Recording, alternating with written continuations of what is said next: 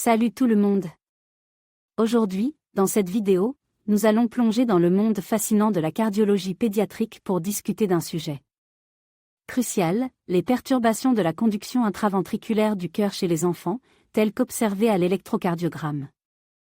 Nous allons explorer ce que cela signifie, quels sont les signes à surveiller et comment cette condition peut être traitée. Restez avec moi pour en apprendre davantage sur la santé cardiaque des plus jeunes.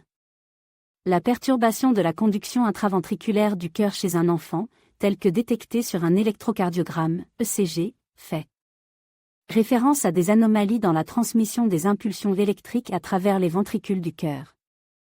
Cette condition peut affecter la synchronisation des contractions cardiaques et potentiellement entraîner des problèmes de santé.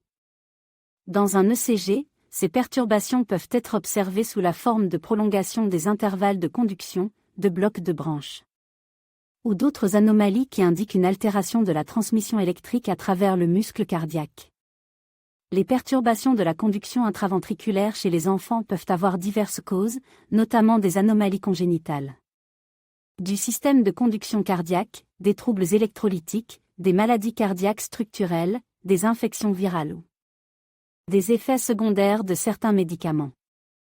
Les anomalies congénitales, telles que le syndrome de Wolff-Parkinson-White, peuvent entraîner des perturbations de la conduction intraventriculaire.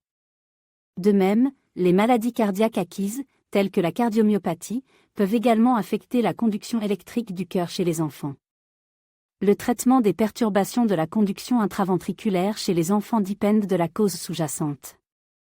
Il peut inclure la surveillance régulière, la prise de médicaments pour réguler le rythme cardiaque, la correction des déséquilibres électrolytiques, voire des interventions chirurgicales dans certains cas graves.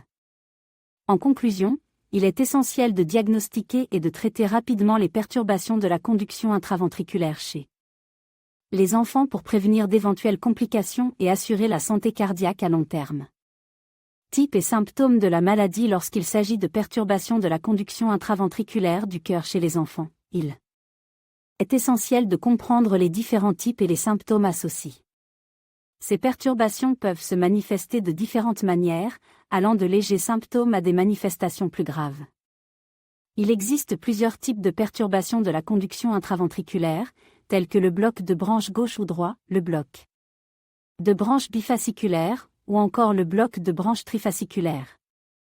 Chacun de ces types peut avoir des répercussions spécifiques sur la conduction électrique du cœur. Les symptômes de ces perturbations peuvent varier en fonction de leur gravité. Certains enfants peuvent ne présenter aucun symptôme, tandis que d'autres peuvent ressentir des palpitations, des étourdissements, une fatigue excessive, voire des évanouissements. Il est crucial de surveiller attentivement tout symptôme inhabituel et de consulter un médecin en cas de doute. Méthode de diagnostic pour diagnostiquer une perturbation de la conduction intraventriculaire chez un enfant, plusieurs méthodes peuvent être utilisées. L'électrocardiogramme, ECG, est l'outil principal pour détecter ces anomalies. L'ECG permet d'analyser l'activité électrique du cœur et de repérer d'éventuelles irrégularités dans la conduction intraventriculaire.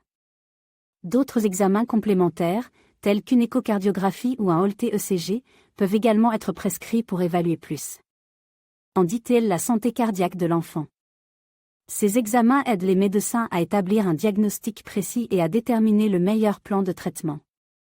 Caractéristiques du traitement. Le traitement des perturbations de la conduction intraventriculaire chez les enfants dépend de la gravité des symptômes et de la cause sous-jacente de l'anomalie. Dans de nombreux cas, une surveillance régulière et des mesures préventives peuvent suffire à assurer la santé cardiaque de l'enfant. Dans les cas plus graves, des médicaments antiarythmiques peuvent être prescrits pour réguler le rythme cardiaque et améliorer la conduction intraventriculaire. Dans certaines situations, une intervention chirurgicale, telle qu'une implantation de stimulateur cardiaque, peut être nécessaire pour corriger le problème de conduction. Il est essentiel que les enfants atteints de perturbations de la conduction intraventriculaire bénéficient d'un suivi médical régulier pour surveiller l'évolution de leur état de santé cardiaque et ajuster le traitement si nécessaire. En prenant soin de leur cœur dès le plus jeune âge, ces enfants peuvent mener une vie saine et active malgré cette condition cardiaque.